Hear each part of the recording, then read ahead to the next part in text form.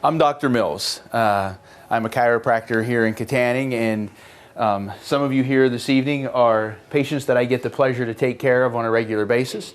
Some of you are guests. Some of you have been brought here maybe by a family member or a friend or a loved one. So, why would someone bring you here? Why would I invite you here? Usually people bring a guest to something like this because, if you're excited about something and something's helped you, who do you think of first? The people you care about the most. Your friends are the people you care about the most, right? And so because they're excited about something and something has helped them and they've got results for something, they thought maybe it would help you. If you're a guest, we want to share a story with you, some information that we think is really impactful for your life. And we made the title of tonight's talk, How to Become the Richest Person in the World, because I just think that's interesting. And we live in a culture where this word rich can be defined in a lot of different ways, right? A lot of people, when they think the richest person in the world, they think of Warren Buffett, right? Everybody's heard the name Warren Buffett. And I always think of that right now because, people would say, oh, I'd love to have, trade places with Warren Buffett. And I think, would you really? I mean, think about it. Right now, Warren Buffett has prostate cancer. You want to trade places with him? Would you take his how many $1 billion to have prostate cancer? See? What are the riches about? What is being the richest person in this world, or the richest person for your life? And so we're going to talk about that. But what we want to talk about is, what is our most important asset in life, right? I mean, really, if I say to you, and I am asking you, you can participate if you'd like. What is our most important asset in life? Our health. Our health. Right? I can do this talk in another country, right? And I can say, what's our greatest asset in life? And people unanimously say, health. My question then becomes, what is your map? How are you taking care of this precious asset? It's the most important asset in your life. And I'm saying, how are you taking care of it? If we look at how you spend your time, resources, finances, energy, thoughts, are you investing the majority of your thoughts toward your most important asset? Or are you investing a lot of your resources, time, and energies in things that really don't matter?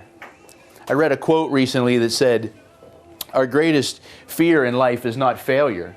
Our greatest fear is succeeding at things in life that don't really matter. Isn't that true? How many of us have spent our time and energy succeeding in life at things that really don't matter? See, Warren Buffett's billions of dollars aren't going to buy his way out of this, right? He's going to try, but you can't buy health, can you? Right? So that's what tonight is about. Tonight is about your most important asset in life, and it's your health. This is my family. This is my most important asset in life. That is my wife, Amy. This is my son, Mason. He turns 5 tomorrow. This is my daughter, Addison. She's 3. And this is my son, Nolan. He's 7. He looks good there. He lost a tooth this weekend. He's not, I said, buddy, I don't know what's wrong. I said, Daddy's a doctor. He doesn't know what's wrong, but something's wrong. Your teeth keep falling out. He knows it's okay. It's all good. He wants them to come out. It's way he's entrepreneurial. He makes money that way. He says, you pull these teeth out, I make money. Yeah, okay. But think about it this way, and you could do this with your family picture if you wanted. But just blot this guy out of here, right? Take that guy's health out of the equation, right? That's where I need to invest my time, energy, and resources. Because my health is extremely important to those lives, and they are my greatest asset, right? Earthly asset. So, investing in your most important asset. What is health? If I say to people, what is health? How would you know if you're healthy? What do you think? How would you know? What is health? You feel good? You feel good, right? You feel good. Nope, you don't hurt, right? You look good, right? I mean, you're your ideal weight or whatever. I mean, you look at yourself and you say, right? So when I ask that question, I ask it all the time. I do talks about bi-weekly or more frequently. I say, what is health? And people say, well, probably feeling good, not having a disease, how I feel, how I look, right? And I say, yeah, these people, you know, look at that guy, man. He looks good, she looks good, right? I mean, he looks good and they feel good. They both look and feel great. But if health is how you look and how you feel, then that's the end result. That's the end result of looking and feeling good. Is that health? I think they had riches, right? I don't think it was a shortage of money. I don't think it was a shortage of fame. I think they look pretty good. I mean, I'd like to look like that dude, you know. My wife would like me to look like that dude, you know. So, health is not how we look and how we feel. The top three causes of death in the United States are not something you can feel. Isn't that interesting? The top three causes of death in the United States are not something you can feel. The number 3 cause of death in the United States is heart disease. It kills 550,000 people a year. 1 in 2 people die of heart disease. But look, 80% of heart attack victims, the first sign is what? Death. Now I know that the TV shows would like you to think that someone comes over and beats on your chest and you resurrect right there, but that doesn't work like that, right? They've actually researched that and found how statistically off the TV shows are and what percentage of people are saved from that. Doesn't mean you shouldn't do CPR on a guy. It just means that the reality is these people are walking around doing great, and there's going to be people tonight, tomorrow, that are feeling good. They're going to have a heart attack, aren't they? The number 2 cause of death is cancer. Approximately 700,000 deaths per year. 1 in 3 men, 1 in 2 women will die of cancer. $60 billion per year is spent annually for the treatment and research to cure cancer. Whose life has been affected by cancer in this room? Right? Right? Heart disease or cancer has affected every one of us. Right? Neither one of them are something that you can feel. Can you feel your arteries plaquing? Can you feel the first cancer cells forming in your body? Right? The reason that this is such a problem is because we have a healthcare system that is based on the fact that we use how we feel to determine whether someone should intervene or do something with their health. People tell me all the time, I feel great, I don't need to get adjusted. Or I feel great, I don't need to exercise or eat good or whatever their issue or concern is, right? And I'm here to tell you that how we look and how we feel is an illusion, right? That's what that picture was about. So, 5 of 6 people, right? Studies show that 5 of 6 people will die from heart disease or cancer if they live in the U.S. Isn't that interesting? 5 of 6. So that means in this room, statistically, what are our odds of dying of heart disease or cancer? My question then becomes, what are you doing to prevent yourself from being in this situation? What activities, what things are going on? What are you doing to prevent you from being this? And maybe you like playing Powerball, right? And you say, hey baby, I'm going to be the 1 in 6, right? Well, guess what? If you're the 1 in 6, what does that mean for the closest people in your life around you, statistically? They're going to be the other 5, isn't it? The people you love the most in life. What is the number 1 cause of death and injury in the United States? Interesting question, but before we talk about that, we need to talk about what symptoms are. You know, many of us have had symptoms, right? We've had a headache, or we've had arm pain, or we've had shortness of breath, or we've had, you know, elevated blood sugar, or high blood pressure, or whatever it is, right? Indigestion, all these symptoms, right? And in our culture, if you have a symptom, what do we do for your symptom? Give you a pill. We take a pill, right? See why? Everybody knows the right answers. Every time I ask, I get the right answers. So if you have indigestion, we take a pill. We treat the symptom, right? We don't ask, why do you have indigestion? We say, take this pill and it'll fix your indigestion. We don't say, why do you have a headache? We don't say, why do you have pain shooting down your arm? We don't say, why? because we have a pill to fix the symptom. The problem is treating symptoms has led to the #1 cause of death in the United States. Approximately 999,000, about 1 million people will die from medical practice this year in the United States. From prescription drugs and medical care, we'll have about 1 million people die this year, more than heart disease and cancer.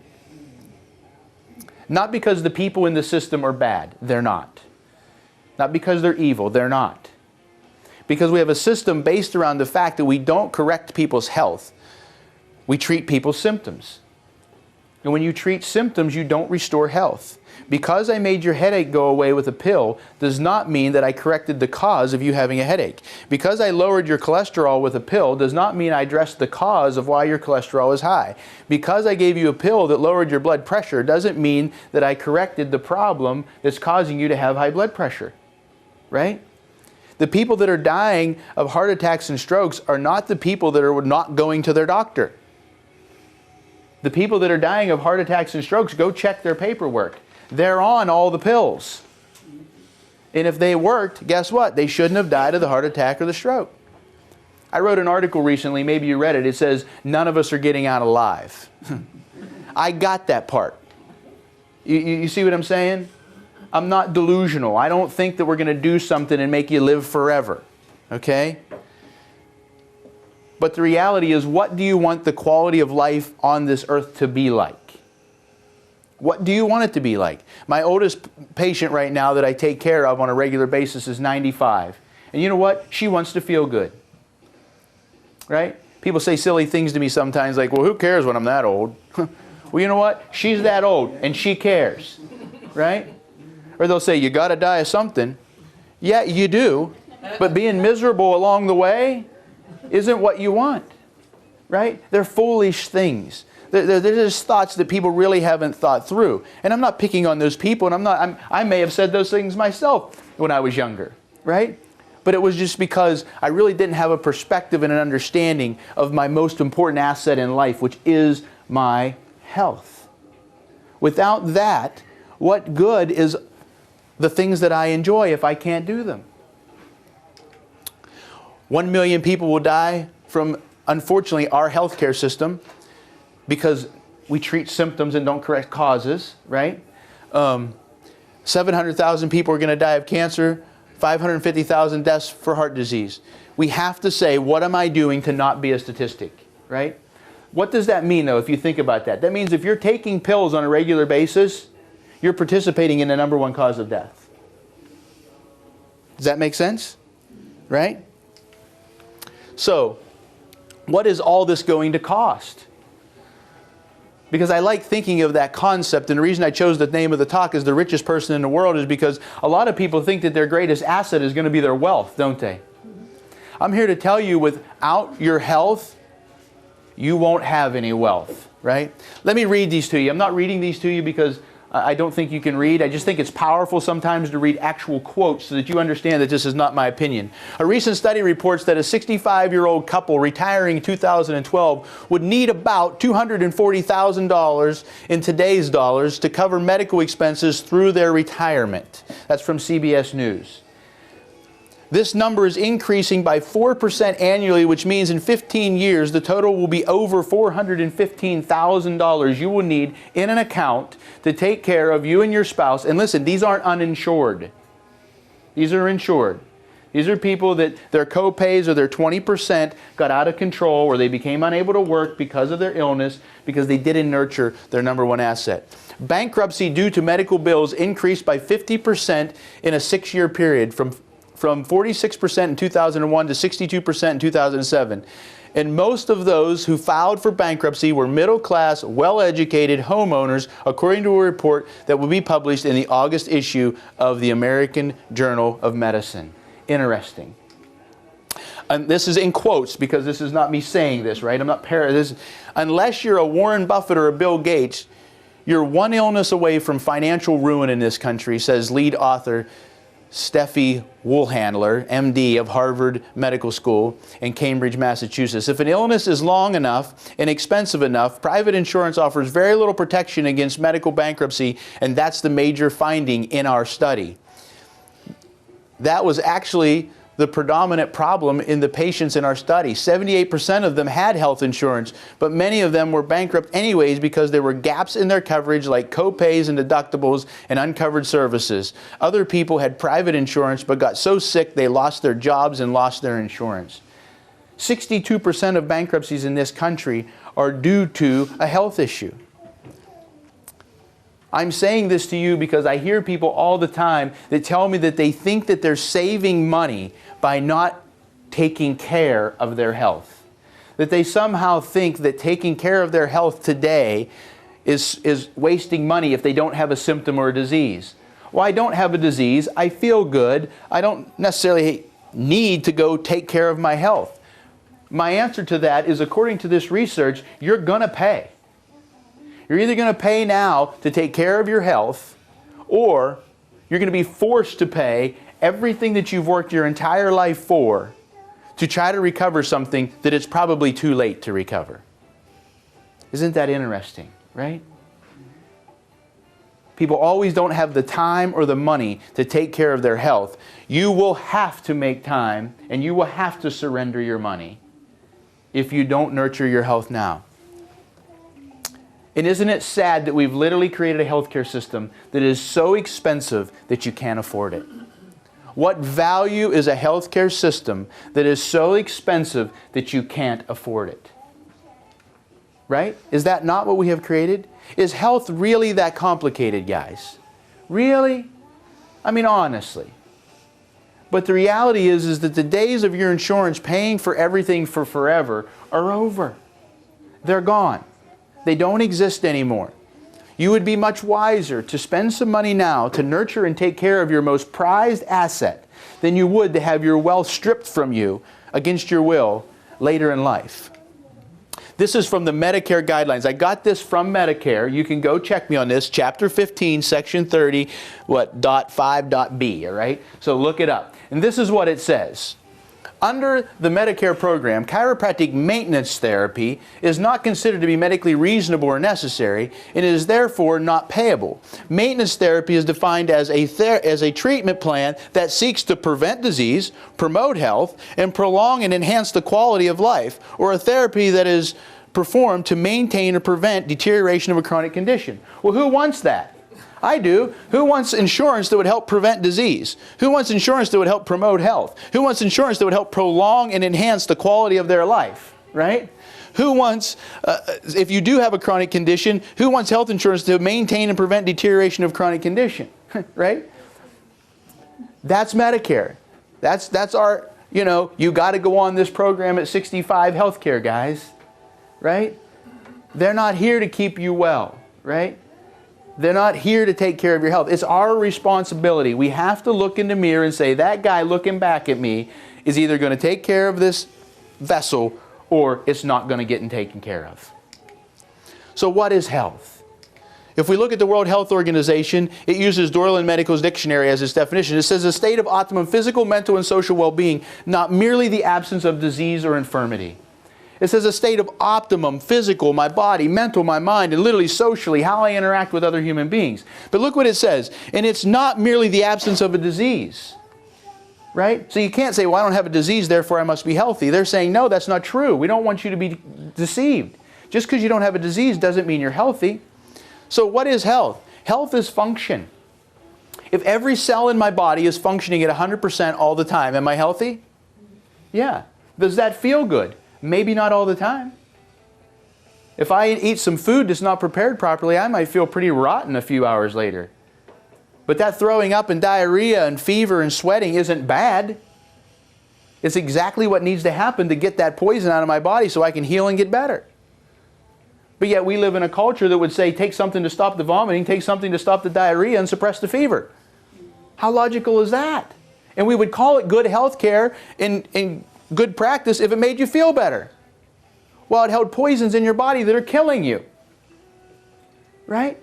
We got to flip-flop this thing. I'm here tonight because I believe that this message is simple, I think that it's profound, and I think that it's just forgotten in our culture. Nowhere in life did someone teach me these basic principles so that I could use my resources and assets in a way to improve the quality of my life by improving the quality of me, right? So what controls function in your body? Your nerve system, right? Your brain and your nerve system control every tissue, organ, and system of your body. Look, right? It's so simple. Where do the nerves in my upper back go? To my heart. Where do all these nerves go? Into my digestive organs, my reproductive organs, right? Everywhere. You can map it out. This shows the nerves going to all the places in the body. Your brain is the central control center, and it sends all this information out to the rest of your body to control and coordinate every tissue, organ, and system of your body all the time, right? And because your nerve system is so important, because it's so delicate, your nerve system was wrapped in bone, wasn't it? I mean, your skull was wrapped in bone. What's the only organ in the human body that's completely surrounded by bone? Your brain and your spinal column. Why? Because it's the most important, right? And it's the most fragile. It needs taken care of the most, right? And what is responsible for taking care of that? If you everybody just take your pinky finger for a second and stick it right there on your neck. You feel that? It's kind of a sensitive spot on your body, isn't it? Right? That's where your brainstem is at. That's literally the control center. It controls and coordinates all the functions of your body. Right? It'd be like if we were all in here just playing instruments, right? But we weren't being orchestrated by anyone. What would happen? It would sound horrible. But if we had something to coordinate that and orchestrate that, what would happen? It would sound beautiful. That's what your nerve system does. It coordinates and orchestrates all the functions of your body. So you need your nerve system to be in balance. And what happens is that when our spine is distorted or damaged or moved out of place, what does it do to that nerve system that's inside it? It damages it, doesn't it? See, the normal spine, when you look at it, looks like this. It should be straight from the front, right? And from the side, it should have a forward curve, a backward curve, and a forward curve. You can see the nerves coming out of here, right? Those are the nerves to all the tissues, organs, and cells of your body. But what happens is research says that when that is distorted, it damages those nerves. It blocks the information from your brain to your body, and it disrupts the coordination of the orchestra that's happening inside your body. A simple example of that is Christopher Reeves, right? What happened to Christopher Reeves? He fell off a horse. Did he smash his legs so bad that they wouldn't work? No, he damaged his neck. Did he damage his lungs and he fell? No, but he damaged his neck. If Christopher Reeves doesn't fall off that horse, is he with us here today? Most likely he is, right? So damaging your nerve system is life-threatening, right? I mean, what is it when someone's spine is all twisted up like this? What do we call that? Scoliosis, right? What happens if scoliosis gets real bad? What do? We cut through 7 layers of muscle. We snip off the tips of these bones. We straighten it and put rods on it to hold it straight. Why would we do that? Why would we do that? Because it's life-threatening if we don't, right? Because it's going to damage the nerves and shut off the organs and tissues of our body. So listen, medicine knows, healthcare knows that your spine being out of alignment is terrible for your health, or they wouldn't go in and fix these scolioses. All they're saying is if it's not bad enough to show us a disease, then we're not going to do anything about it. But once it gets severe enough to cause a disease, then we'll do something. We're saying that model doesn't work.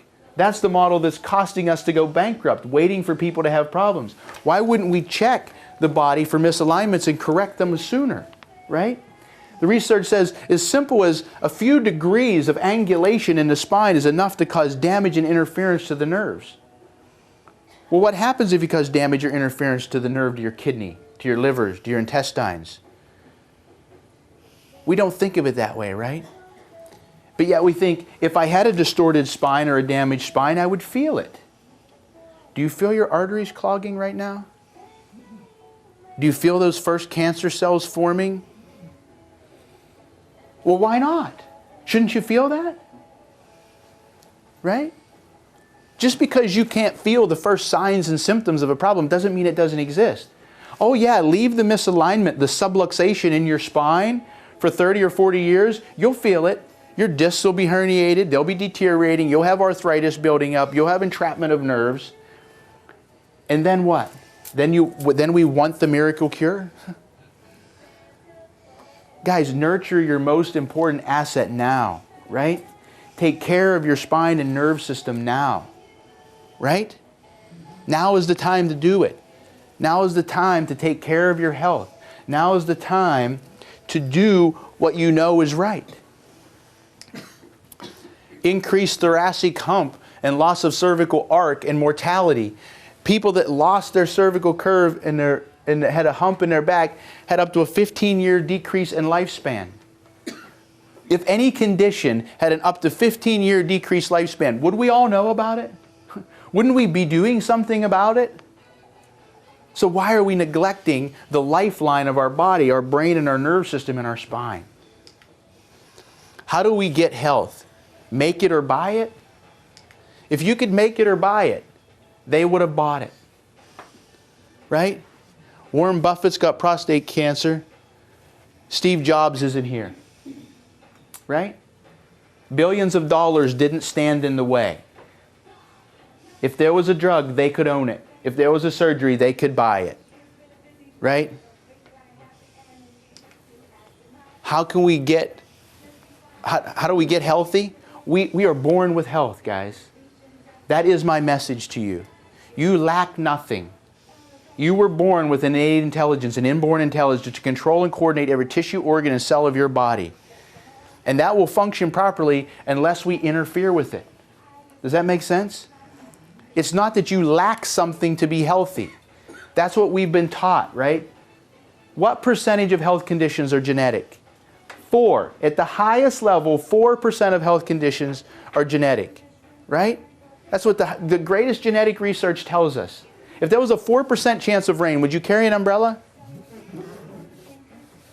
Well, if there was a 4% chance of it being genetic, then would you focus on that, or would you focus on the 96 other percent? What's the 96% about? You taking care of your body, environment, you doing the right things, right?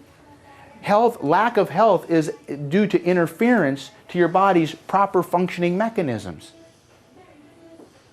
Damage to your spine is an interference to those internal mechanisms. The problem is people were waiting for back pain and neck pain and numb hands to take care of their spine instead of saying, did anybody check the wire to my heart? Did anybody check the wire to my kidney? Did anybody check the wire to my intestines?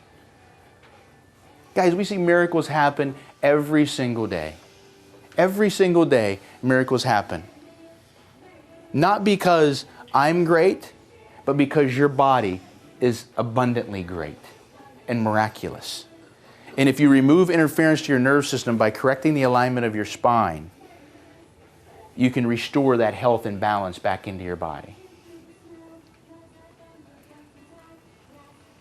So, that's the message. The message is health is innate. You're born with it. Right? Could your body control your blood sugar when you were a week old? 96% of the people will say, yeah. And I'll say, then why can't it now? Did your genes change between then and now?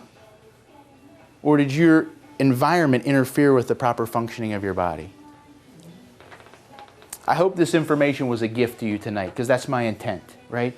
To share this gift of knowledge that I think is transformational. But I know that this knowledge has value only if you take action. Doing nothing with it has little benefit for your future. Taking action does. My recommendation to you tonight is to get your spine checked.